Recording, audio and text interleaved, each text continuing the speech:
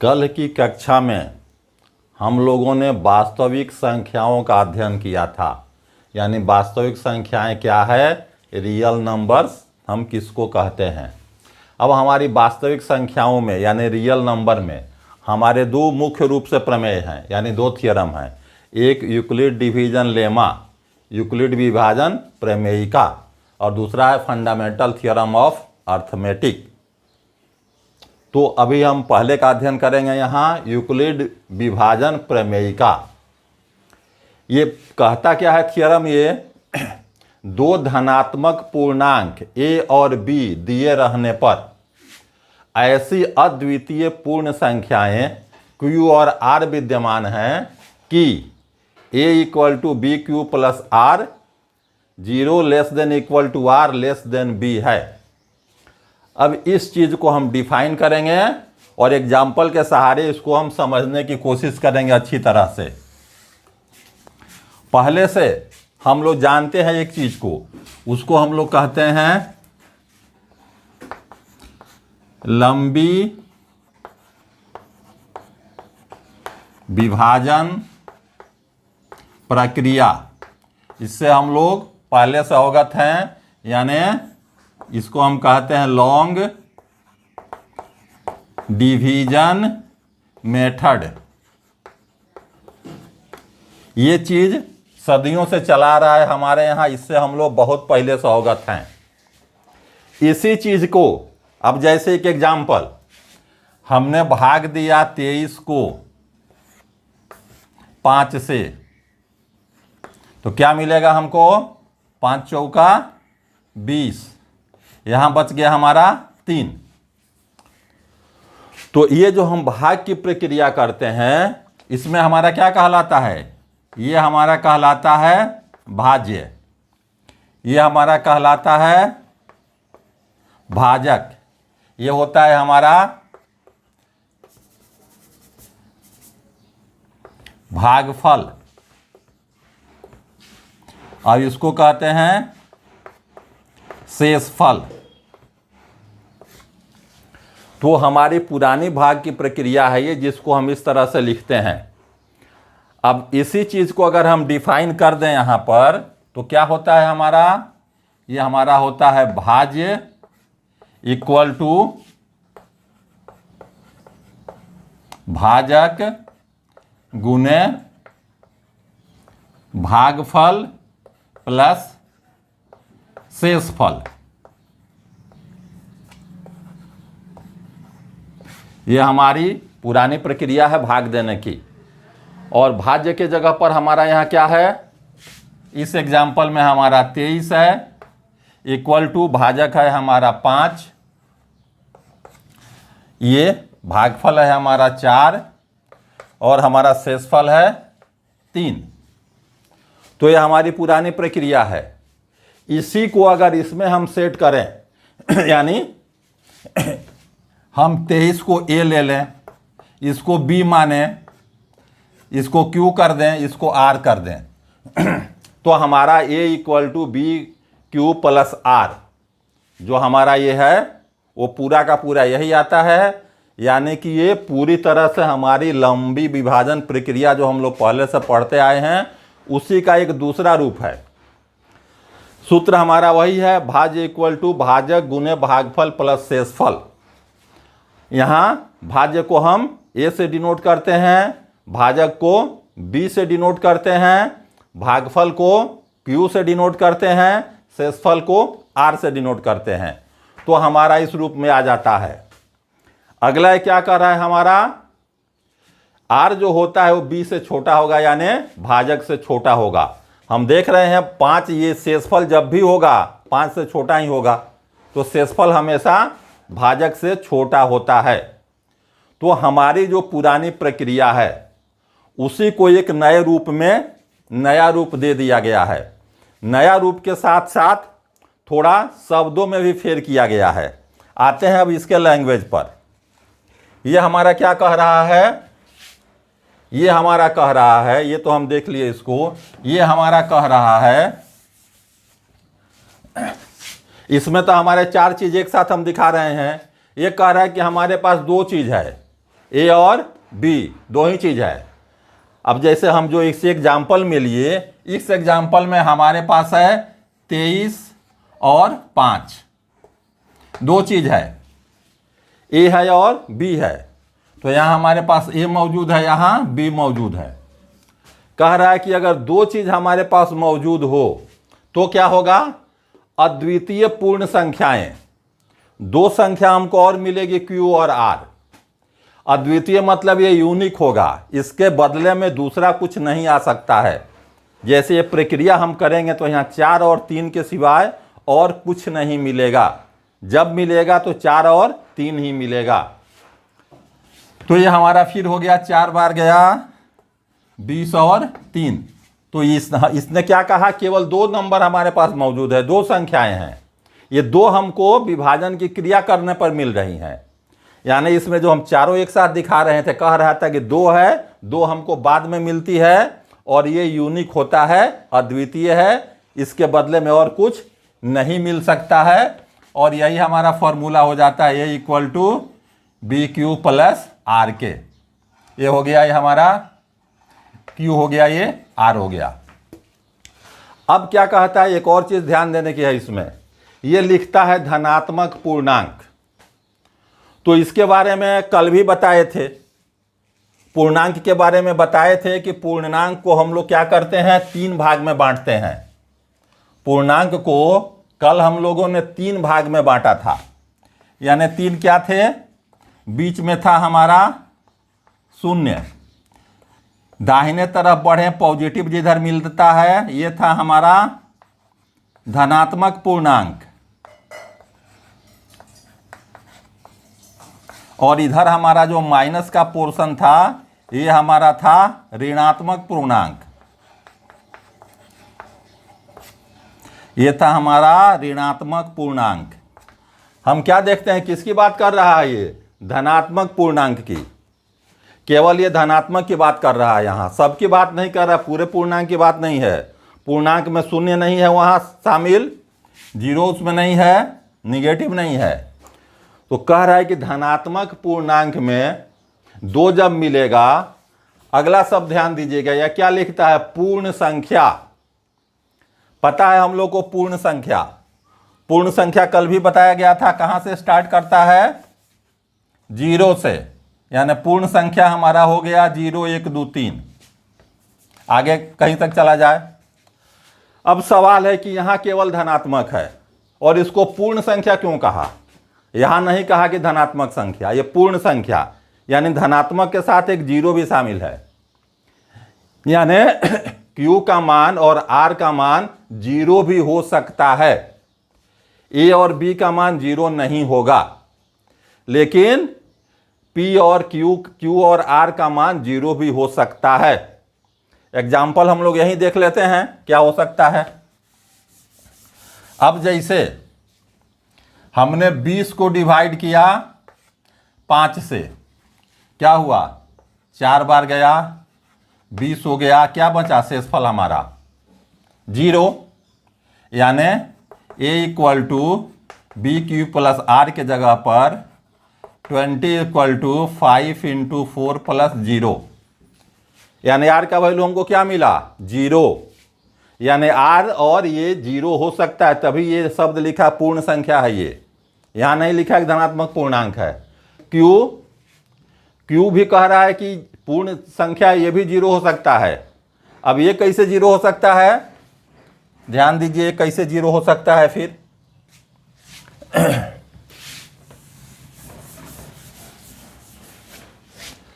अब अगर हम यहाँ एक सवाल लेते हैं, अगर हम कहो ये ए हो गया, हमने बी ही बड़ा ले लिया, हमने इसमें 5 से डिवाइड किया, ये हमारा बी हुआ, ये कितनी बार जाएगा, ये हमारा 0 बार जाएगा।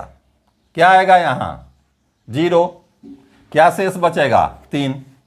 तो क्यू क्या हो गया यहाँ 0, आर क्या हो गया 3।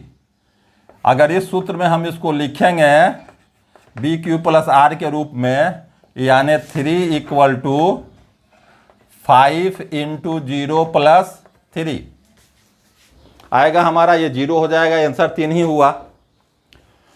तो ये हम देख रहे हैं Q भी 0 हो सकता है, R भी 0 हो सकता है, लेकिन A और B 0 नहीं होगा। इसीलिए यहां लिख रहा है ये कि धनात्मक पूर्णांक है A और B, जबकि Q और R यहां पूर्ण संख्या है, यानी ये 0 से लेकर पॉजिटिव कुछ भी हो सकती है। और हमारे ऑब्जेक्टिव क्वेश्चंस में इसी तरह का पूछता है, पूछ देगा कि R और Q और R क्यों पूर्ण संख्याएं हैं, जवाब दे देगा उनका मान नेगेटिव हो सकता है, पॉजिटिव हो सकता है, 0 हो सकता है। तो ये सारे कंसेप्ट होते हैं, इन शब्दों में छिपे रहते हैं, और यही होता है हमारा ऑब्जेक्टिव क्वेश्चंस। इसी में से निकल के आता है, कहीं से नहीं होता है। और मैथ में कंसेप्ट शब्द इसीलिए जरूरी होता है कि यहाँ धनात्मक पूर्णांक, यहाँ पूर्ण संख्या इसीलिए है कि पूर्ण संख्या में 0 शामिल है। ये 0 हो सकता है, लेकिन ये दोनों 0 नहीं हो सकता है। अब हम आते हैं इसके बारे में कुछ और चीजों का अध्ययन करते हैं। अभी हमने क्या देखा, यहां प्रमेयिका, ये हमारा हो गया प्रमेयिका, जिसको हम अंग्रेजी में कहते हैं लेमा। अब प्रमेयिका क्या है, हम प्रमेयिका किसको कहते हैं, तो होता है इसका डिफिनीशन, यह एक सिद्ध किया हुआ, यह एक सिद्ध किया हुआ कथन होता है।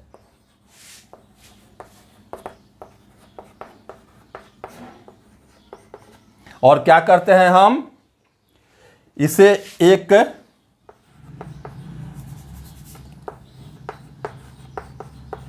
जिसे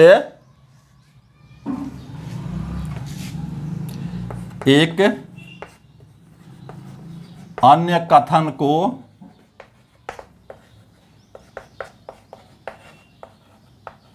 सिद्ध करने में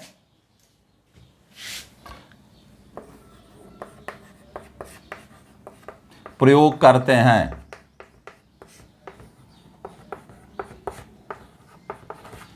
जैसे हमारा यहाँ एक लेमा है, ये प्रमेयिका है, एक ही लाइन का है, और जब इसके सहारे हम HCF निकालते हैं किसी का, तो वहां हम एल्गोरिथम डालते हैं, क्योंकि ये एक ही लाइन का कथन है, इसके सहारे हम और को प्रूफ कर सकते हैं। अब इसी के साथ एक और आता है एल्गोरिथम।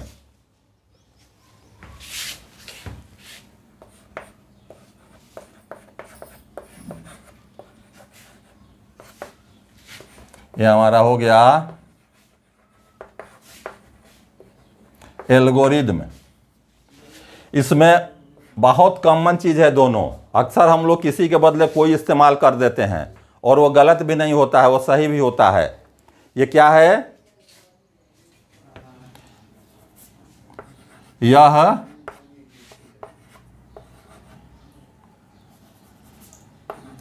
सुपरिभाषित, यानी अच्छी तरह से जिसके बारे में हम जानते हैं, यह सुपरिभाषित चरणों की एक श्रृंखला होती है।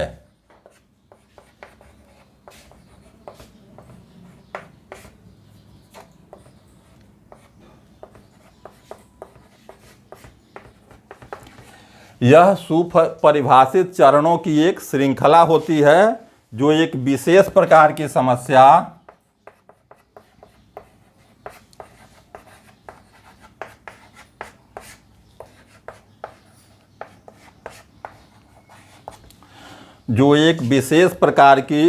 समस्या को हल करने की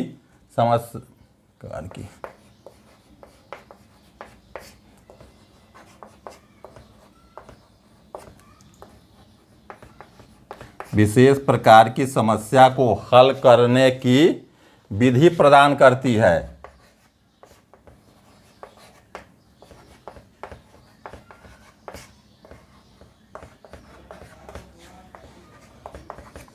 की विधि प्रदान करती है। देखिए अंतर क्या है, बहुत माइनर है, में बहुत छोटा सा अंतर है। ये लेमा क्या कहते हैं, एक लाइन का चीज है जो प्रूफ किया हुआ है। अभी हम लोग देख चुके कि ये वैल्यू यही आता ही है, लेकिन इसी का जब हम बार बार स्टेप करेंगे, स्टेप वाइज करेंगे, कई चरण में आएगा ये, तो इसी का नाम हो जाएगा एल्गोरिदम। और यहाँ इस लेमा का उपयोग हम करते हैं एचसीएफ निकालने में, और वहाँ चूंकि एक से ज़्यादा बार हम इस लाइन को लाना पड़ता है हमको, इसीलिए वहाँ उसका नाम हो जाता है एल्गोरिदम। तो दोनों में बहुत कम अंतर है। ये जानने के बाद अब हम आते हैं अपने एक्सरसाइज 1.1 पर, और उसको फिर देखते हैं कि ये सीएफ हम कैसे निकालते हैं इसका। चलिए, हमारा प्रश्नावली जो 1.1 है, इसका 1 नंबर क्वेश्चन जो हमारा कह रहा है कि निम्नलिखित संख्याओं का एचसीएफ ज्ञात करने के लिए यूक्लिड विभाजन एल्गोरिदम का प्रयोग कीजिए। कह रहा है निकालना है एचसीएफ, और हमको प्रयोग क्या करना है, यूक्लिड विभाजन एल्गोरिदम। तो अभी क्या बताए थे, लेमा को ही हम बार बार इस्तेमाल करते हैं तो हो जाता है हमारा एल्गोरिदम। अब जैसे यहाँ हल करने में क्या देखते हैं, 2 to 5 इज ग्रेटर देन 135, यानी 225 बड़ा है 135 से। अब हम इस पर हल करते हैं, अब इस पर लगाते हैं हम यूक्लिड डिवीजन लेमा, तो हमको क्या प्राप्त होता है। अगर हम स्टेप वाइज बांट दें सीधे बना सकते हैं, अगर हम इसको स्टेप 1 कर दें, यानी पहले चरण में क्या करते हैं, तो इसको लेते हैं ए के जगह पर, यानी ए के जगह पर ले लिए 225 को, बी के जगह पर 135 को, दो चीज़ ले लिए। और यूक्लिड डिवीजन लेमा हमारा कहता क्या है, A equal to B Q plus R, इस रूप में हमको लाना है। तो ए और बी तो हमारा मिल गया, लाना खोजना क्या है अब, क्यू और आर। तो हम पहले भी देख चुके हैं, अब अगर यहाँ हम इसमें भाग देते हैं बी से, यानी 135 से, एक बार जाएगा 135, ये बचा हमारा 90। उसके हिसाब से हम देख चुके हैं, ए होता है, ये बी होता है, ये क्यू है, ये आर है, यानी हमारे इस फॉर्मूला में सेट करता है। तो ये क्या हो जाएगा, 225 बराबर 135 गुने 1 प्लस 90, यही हमारा हुआ। इसके हिसाब से आ जाइए, तो हमने ये जो डिवाइड किया ये इस हिसाब से हमको मिला। अब इसको फिर यहाँ क्या होगा कि r does not equal to 0, इस r का मान 0 नहीं है, तो इसलिए हम फिर बढ़ाते हैं क्रिया को आगे। तो ये हमारा हो गया दूसरा स्टेप। लिखना जरूरी नहीं है स्टेप सब, लेकिन हम लिख रहे हैं। क्या है अब सेकंड स्टेप में हम क्या करते हैं, 135 को ला देते हैं ए के जगह पर, और इस रिमाइंडर को लाते हैं बी के जगह पर, यानी 135 ए हो गया, ये हमारा बी हो गया। अब देखिए इसने इस्तेमाल करने में क्या करेंगे अब, तो इस 135 को डिवाइड करते हैं 90 से, एक बार जाएगा 90 हुआ, बचा हमारा 45। तो फिर हमारा इस रूप में लिख सकते हैं, यानी ए के जगह पर क्या था, ये हुआ बी के जगह पर, ये क्यू के जगह पर, आर के जगह पर। तो यानी 90 गुने 1 प्लस 45, यही हमारा सूत्र हुआ। A equal to B Q plus are के फॉर्म में हमने इसको लिख दिया। अभी भी हमारा आर 0 नहीं मिला, यानी क्या हुआ, आर अभी भी हमारा 0 नहीं आया। फिर हम आगे बढ़ेंगे, अगले स्टेप पर पहुंचते हैं, स्टेप 3।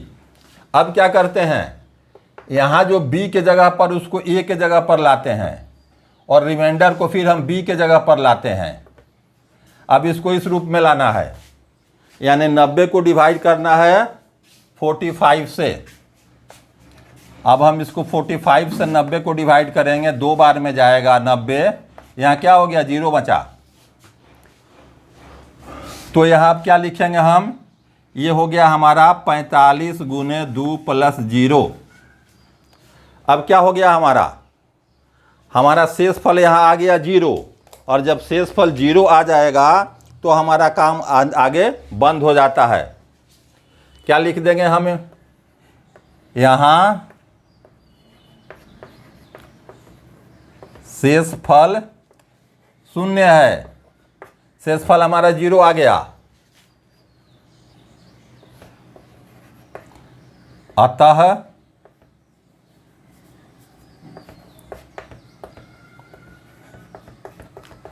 आगे की प्रक्रिया संभव नहीं है।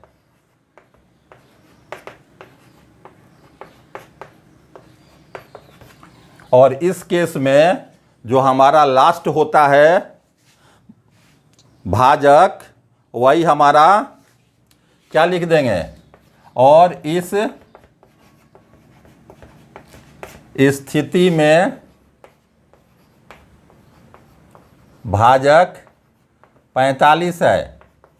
45 से हम भाग दिए, देख रहे हैं यहाँ भाजक की जगह 45 है, इसलिए जो हमारा HCF होगा ये बराबर 45 हो जाएगा।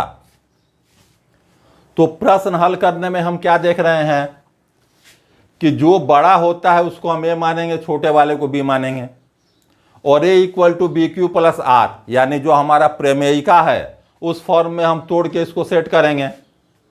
225 को तोड़े, 135 × 1 + 90 जोड़ेंगे तो 225 होगा। R 0 नहीं मिला। फिर जो रिमाइंडर, फिर जो हमारा B है, B के जगह पर है, यहाँ देखिए B के स्थान पर, उसको हम A के स्थान पर लेते हैं, R को B के स्थान पर लेते हैं, और फिर इस क्रिया को जारी रखते हैं। और ये तब तक करते हैं जब तक हमारा रिमाइंडर 0 नहीं आ जाए। और जब हमारा रिमाइंडर 0 आ जाता है, शेषफल जहाँ 0 हो जाएगा, उसके बाद से हम इस काम को आगे नहीं बढ़ा सकते हैं, आगे हमारा काम बंद हो जाता है। और लास्ट जो हमारा भाजक होता है, यानी जो B का वैल्यू होता है, वही हमारा HCF होता है। इसी प्रश्न को जो अभी हम बनाए, इसके हिसाब से पहले हम लोग हल करते थे इसको विभाजन क्रिया से ही। और विभाजन क्रिया से इसको कैसे हल करते थे, देखिए याद होगा आप लोगों को, हम कैसे उसको हम लोग हल किया करते थे। पहले क्या करते थे, यहाँ 225 को हमने डिवाइड किया 135 से, एक बार गया 135, 90 मिला। अब इसको फिर यहाँ उतार देते थे, यानी 135, फिर एक बार गया 90, क्या मिला 45, फिर इसको उतारे 90, 2 बार गया 0 हो गया। क्रिया वही कर रहे हैं। हमारा जो यहाँ B के स्थान पर है उसको हम फिर ले लिए A के स्थान पर, और R को ले आए B के स्थान पर, फिर वही किए, इसको हम ले लिए, B को ले लिए A के स्थान पर, इसको लाए B के स्थान पर। जहाँ जा कर के हमारा 0 हो गया, तो यही हमारा उस केस में भी होता था, यानी उसी लंबी विभाजन प्रक्रिया का ही ये एक दूसरा रूप है। और इसके सहारे हम एक नया नाम सुनते हैं तो हमको लगता है कि क्या चीज़ है, कहाँ से आ गया, लेकिन ऐसा नहीं है। वही हमारी लंबी विभाजन प्रक्रिया है जिसको थोड़ा सिस्टमेटिकली इस रूप में लिखा जाता है। आते हैं इसके नेक्स्ट क्वेश्चन पर। चलिए, हमारा दूसरा प्रश्न है 196 और 38,220, जिसका हमको यूक्लिड डिवीजन एल्गोरिथम से निकालना है। तो हम इसमें क्या कहते हैं, यहाँ क्या लिखते हैं, यहाँ हो गया, जब सॉल्यूशन इसका हल करेंगे तो यूक्लिड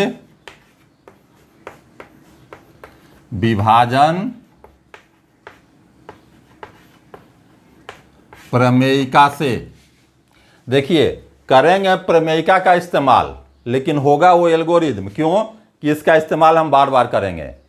एक बार रहा तो प्रमेयिका, और बार बार उभर आता रहा वही चीज़, तो हो गया एल्गोरिथम। अब यहाँ क्या लिखेंगे हम, यहाँ क्या हो गया हमारा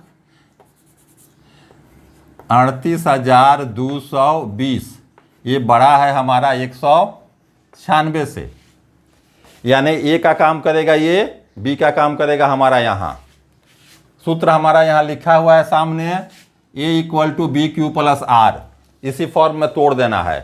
तो ए का वैल्यू हमारा दिया हुआ है, ए की जगह पर क्या लिखना है 220 इक्वल टू, फिर क्या लिखना है बी, जो कि हमारा बी होता है 196। अब हमको किसकी खोज करनी है, क्यू और आर की।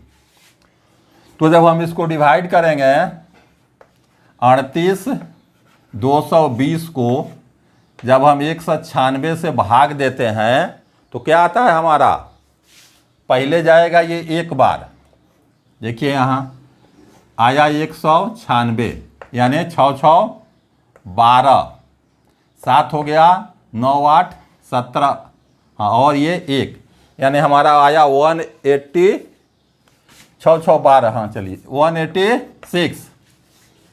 ये हो गया विभाजन की जो हमारी प्रक्रिया है। अगला अंक उतरेगा यहाँ, क्या उतरेगा 2। अब 2 उतरेगा, अब ये कितनी बार जाएगा, ये अब हमारा जाएगा 9 बार। 9 में क्या आएगा, 9 छक 54, हासिल क्या बच गया 5, 99 81, 81 5,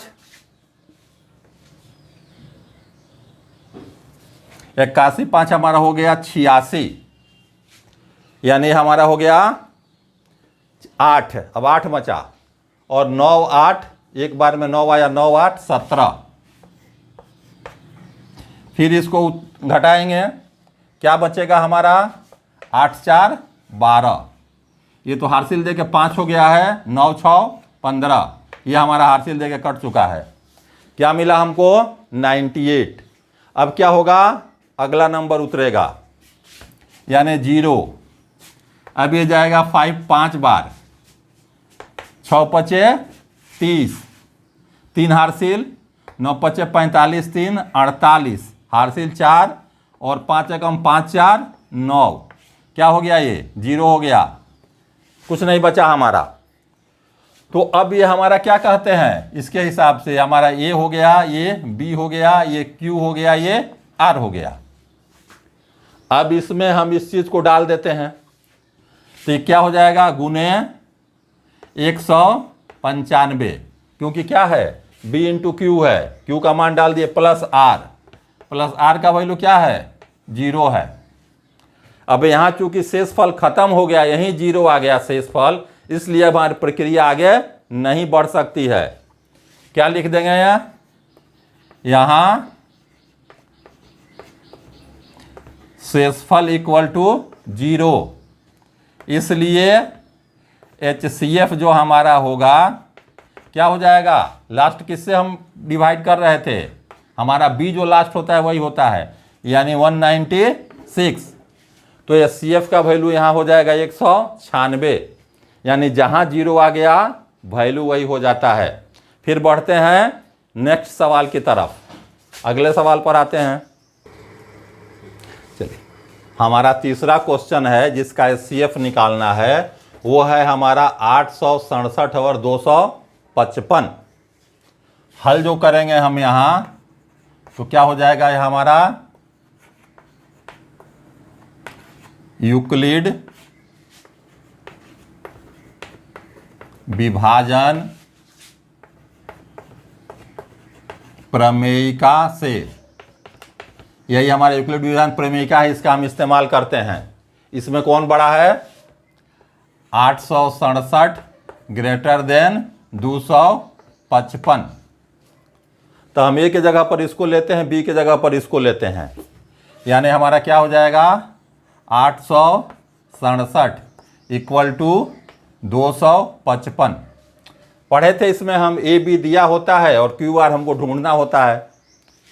तो अब हम यहाँ 867 को अगर डिवाइड करते हैं 255 से, तो हमारा जाएगा 3 बार, 3 बार में क्या हो जाएगा 5 15, 5 15 1 16, और 3 दूनी 6 1 7। अब इसको हम माइनस जब करेंगे तो क्या बचेगा यहाँ 5 2 7, ये हमारा बच गया 0 और ये हमारा बचा 1, यानी शेष हमारा बच गया क्या 102। तो यहाँ इसको क्या लिख देंगे 255 गुने 3 प्लस 102। अब जो हमारा यहाँ शेषफल है वो 0 नहीं मिला हमको, यानी क्या लिखेंगे हम, शेषफल डज नॉट इक्वल टू 0। ये 0 नहीं है तो फिर हमको प्रक्रिया आगे बढ़ानी होती है, यानी अब इसको हम ले लेते हैं ए के जगह पर, यानी 255, बी के जगह पर क्या आ जाता है शेषफल जो है वो 102। अब ए हो गया बी हो गया, फिर हमको क्यू आर ढूंढना है, यानी अब यहाँ हम 255 को डिवाइड करते हैं 102 से, जाएगा हमारा 2 बार, यानी 204, बच क्या गया 51। तो इस रूप को क्या लिखेंगे 102 गुने 2 प्लस 51, यही हमारा आया, इस रूप में आया इस फॉर्मूला के हिसाब से। फिर क्या लिखते हैं अब इसको यहाँ, फिर हमारा शेषफल 0 नहीं मिला है, शेषफल है ये डज नॉट इक्वल टू 0, हमको 0 नहीं मिला। फिर प्रक्रिया आगे बढ़ाएंगे, अब ए के जगह पर हमको क्या लेना है 102, बी के जगह पर 51, फिर क्यू आर को ढूंढना है, यानी 102 में डिवाइड करेंगे 51 से, क्या मिलेगा 2 बार जाएगा 102, यहाँ 0 बचेगा। जानते हैं हमारा ए होता है बी होता है क्यू होता है आर होता है। अब वहाँ डाल देते हैं, क्या हो गया 51 गुने 2 इक्वल टू नहीं प्लस 0 हो गया, हमारा 0 आ गया रिमाइंडर। जब 0 रिमाइंडर आ गया तो हमारा काम खत्म, प्रोसेस को आगे नहीं बढ़ना है। तो क्या हो गया हमारा शेषफल हो गया 0, इसलिए HCF हमारा निकला 51, यानी हमारा निकला ये 51। तो अब हम देख चुके हैं इस तरह से कि यूक्लिड विभाजन प्रमेयिका के सहारे कितने के बराबर होता है A equal to B Q plus r. इसका उपयोग हम कहाँ करते हैं, तो इसके सहारे हम HCF निकालते हैं, और हमने एग्जाम्पल में 3 HCF निकाला इसके लिए। और इसका हम किस रूप में उपयोग करेंगे इसको हम जानेंगे नेक्स्ट क्लासेज में। तब तक के लिए हम इतना ध्यान देंगे, याद करेंगे। तब तक के लिए धन्यवाद।